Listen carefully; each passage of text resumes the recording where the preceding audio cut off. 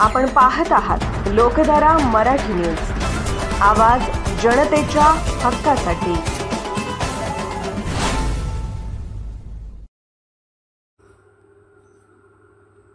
जत तालुक्यातील शेतकऱ्यांचे अतिवृष्टीमुळे झालेले प्रचंड नुकसान, शेतकऱ्यांना तातडीने दिलासा द्यावा, जत तालुका काँग्रेस कमिटीची मागणी। जत तालुक्यात मागील काही दिवसांपासून सतत व मुसळधार पावसाचा जोर सुरू आहे। या अतिवृष्टीमुळे तालुक्यातील शेती, फळबागा आणि खरीप हंगामाची पिके अक्षरशः उद्ध्वस्त झाली आहेत।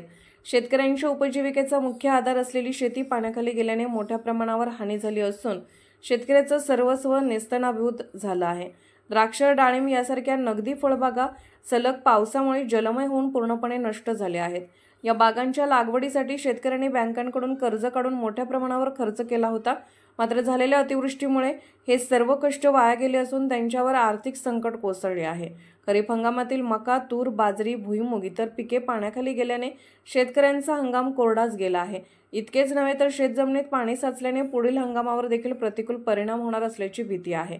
या आपत्तीमुळे शेतकऱ्यांच्या उपजीविकेवर गंभीर परिणाम झाला असून कर्जफेड, दैनंदिन खर्च, मुलांचे शिक्षण, घरखर्च या साऱ्या गोष्टींसाठी शेतकरी हतबल ठरत आहे।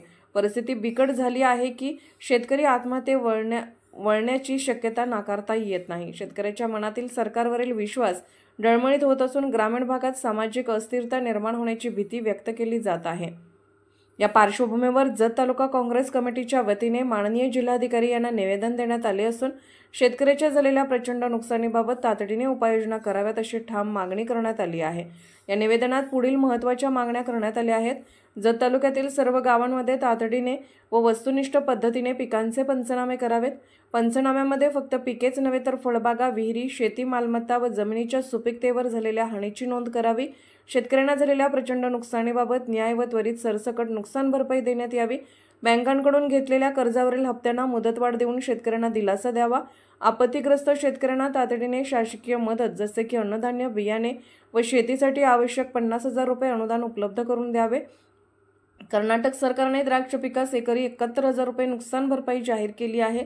त्याप्रमाणे महाराष्ट्र शासनानेही तात्काळ द्राक्ष उत्पादक शेतकऱ्यांना मदत जाहीर करावी।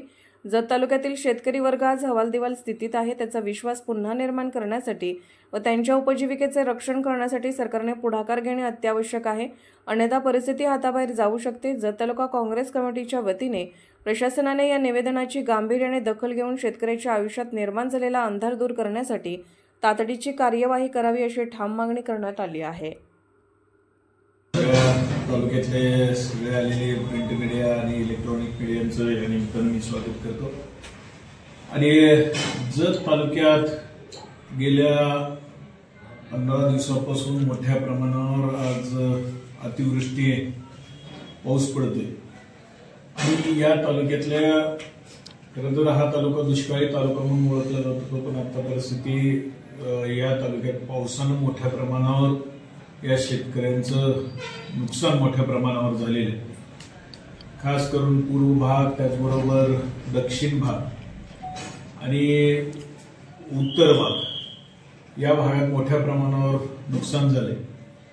या संदर्भात गेल्या 4 दिवसाच्या पूर्वी आम्ही काँग्रेसचे सर्व पदाधिकारी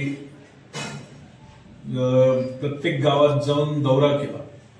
त्यात प्रामुख्याने गिरगाव, माणिकनाळ, अक्कळवाडी, सुसलाद, सोनलगी, उंदी, उटगी, सोन्याळ, माडग्या या ठिकाणी आम्ही प्रामुख्याने दौरा केला। ते दौरा करत असताना आमच्या लक्षात असं आलं की रानात जवळजवळ गुडघाभर पाणी आज या निमित्तानं आपल्याला साठलेले दिसते। मोठ्या प्रमाणात पावसाचा प्रवाह आज या निमित्तानं ओढे, नाले या निमित्तानं बी नुकसान मोठ्या प्रमाणावर या शेतकऱ्यांचं झालेलं आहे। आज नुसतं मका, तूर, बाजरी, भुईमूग त्याच्यानंतर या तर पिकांचं सगळ्यात मोठ्या प्रमाणावर नुकसान झालेलंच आहे। पण खास करून जत तालुक्यात फळपीक कमी पाण्यात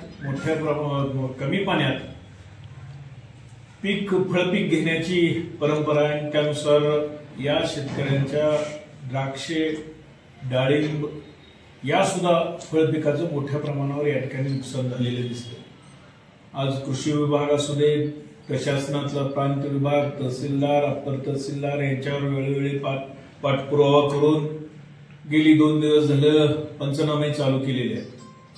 पण पंचनामे करताना सुद्धा आम्ही शासनाकडे आणि प्रशासनाकडे वारंवार मागणी केलेली आहे की सदरचे पंचनामे हे सरसकट करावे आणि खास करून द्राक्ष बागांचं जे काही नुकसान झालेलं आहे.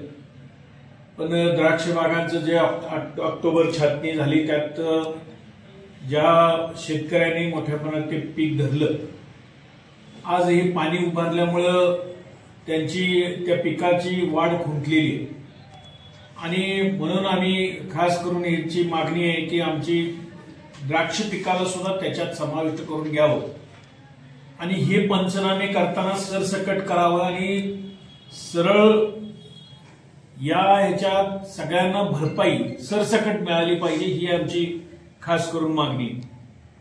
आज ज्याप्रमाणे शेजारच्या या तालुक्याला असलेल्या शेजारच्या राज्यातील कर्नाटक पद्धतीमध्ये कर्नाटक राज्यानं या ठिकाणी द्राक्ष पिकाचा सुद्धा समावेश करून घेतलेला आहे आणि जवळजवळ एकरी 71,000 रुपये नुकसान भरपाई या ठिकाणी देण्याचं शासनानं मान्य केलं. त्याप्रमाणे कर्नाटक शासन वर्ग करत आहे आणि त्याच पद्धतीनं या तालुक्यातल्या सुद्धा सगळ्या पिकांना या ठिकाणी नुकसान भरपाई मिळाली पाहिजे, अशा पद्धतीची आमची मागणी. आम्ही उपविभागीय अधिकारी यांना काँग्रेस पक्षातर्फे आम्ही निवेदन देतोय. आमच्या ज्या काही मागण्या प्रामुख्याने आहेत त्या मागण्या एक की सरळ तालुक्यातल्या सरसकट सगळ्या पिकांचं नुकसान भरपाई मिळाली पाहिजे, त्यांचे पंचनामे झाले पाहिजेत. त्याचबरोबर विहिरींचं आणि घरांचं सुद्धा या ठिकाणी मोठ्या प्रमाणावर नुकसान झालेलं आहे, ते सुद्धा मिळालं पाहिजे. त्याचबरोबर आज इतकी दिवस या तालुक्यातला शेतकरी हा दुष्काळामुळे अडचणीत होता, पण आज अतिवृष्टीमुळे या तालुक्यातला शेतकरी अडचणीत आलेला आहे आणि या तालुक्यातल्या शेतकऱ्यांना मोठ्या प्रमाणावर नुकसान भरपाई मिळाली पाहिजे. जे काही शासनानं ठरवून दिलेले आहे त्याच्यात सुद्धा त्या नुकसान भरपाई प्रामुख्यानं शासनानं ह्याच्यात वाढ केली पाहिजे. कारण या तालुक्यातल्या शेतकऱ्यांचा फक्त शेती हा व्यवसाय आणि शेती व्यवसाय बरोबर त्याचं या झालेल्या नुकसानीमुळं त्याचं घर कसं चालणार, त्या मुलाची फी कशी भरणार, आरोग्याच्या समस्या आहेत, म्हणजे अशा वेगवेगळ्या अडचणींना तोंड द्यावं लागणार आहे शेतकऱ्यांना. त्यामुळे आमची प्रामुख्यानं मागणी आहे की जे काही नुकसान भरपाई झालेली आहे त्या पिकांचं नुकसान भरपाई मिळालीच पाहिजे, पण सरसकट सुद्धा 50,000 एकरी या ठिकाणी भरपाई या तालुक्यातल्या शेतकऱ्यांना मिळाली पाहिजे, अशी या निमित्तानं आमची प्रामुख्यानं मागणी आहे. जर ही मागणी जर मान्य नाही झाली तर आम्ही या तालुक्यातल्या शेतकऱ्यांना घेऊन या शासनाला जाग आणल्याशिवाय राहणार नाही, अशी या निमित्तानं आपल्याला वाटतं. लोकधारा मराठी न्यूजला लाईक करा, शेअर करा आणि सबस्क्राईब करा.